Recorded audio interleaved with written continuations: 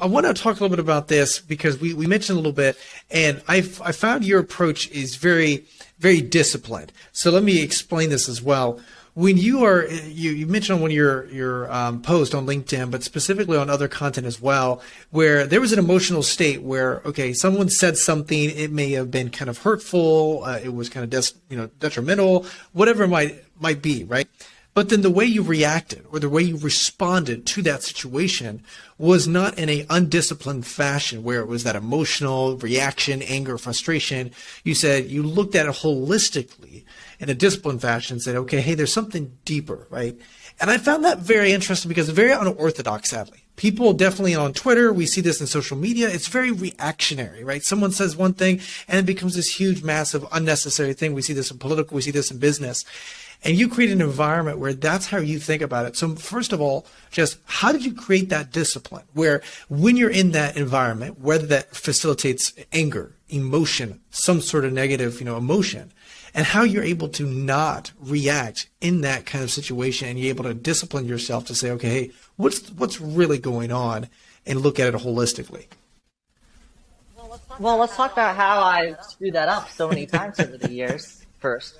Where someone says something I don't like, and then I have a immediate anger burst in the meeting room, and then I point at someone and yell at them in front of all of their peers and embarrass them, and then they end up quitting the next week and then posting it on Glassdoor.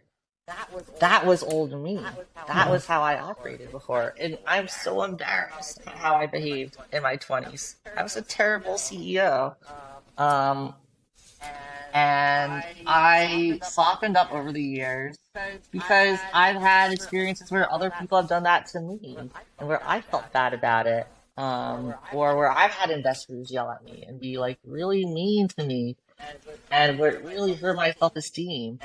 And where it's actually counterproductive for the shared goal of just making the business more valuable and making investors a return. Their style was actually getting them the opposite effect of what they were looking for, and they didn't realize it.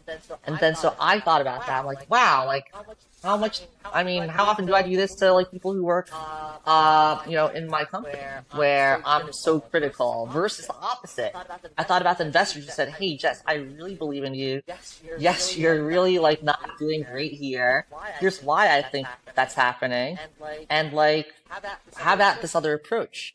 Why don't we give that a try? Those investors, I still love them. Kiss their feet. I'll let them invest in my other companies. A lot of them, I made them more money. Whereas other investors, I'm thinking, screw them. I don't want to work with them again. And so I think I had to learn the hard way. I'm noticing a pattern here. I'm learning a lot of lessons the very, very, very hard way.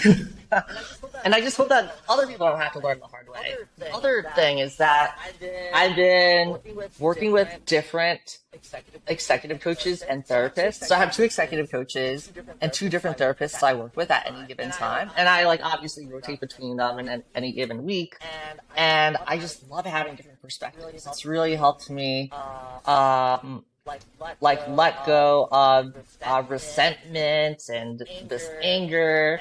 And so I really advise all entrepreneurs to focus on that, even if it's just an hour, 2 hours a week. It's such a great investment. And so the other rules, right? Okay, if you're mad at someone, you don't criticize them publicly in front of others. You take it offline. And also, I think it helps to have a night to sleep on. Be what am I upset about? What is this bringing up emotions and fear inside of me that has nothing to do with that person? It's important to separate the two. And I think as entrepreneurs, we have more potent emotional reactions when we get bad news because we're worried about how it impacts our survival. So it brings out our our fear about basic food and shelter. Crap, can I raise the next money to pay the bills, or am I screwed?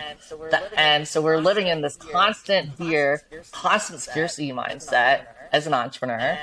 And that feeling doesn't necessarily go away even when you are more successful and further along. I think that's another myth. You think, okay, once my company's worth a certain amount, once it's making a certain amount of money, then I will have money.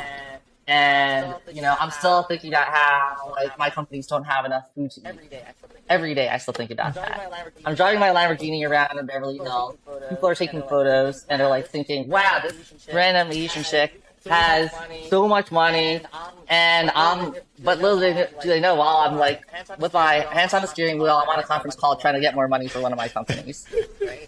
Right? Like, it's hilarious. But that's the reality. Well, I appreciate, Jess, I appreciate your authenticity. I love that answer as well. And I just love, like, hey, let's look at all the things you did wrong in your 20s that obviously now you're learning, but you're learning the hard way. But I appreciate the authenticity. I can tell you just, very unapologetic, this is who you are.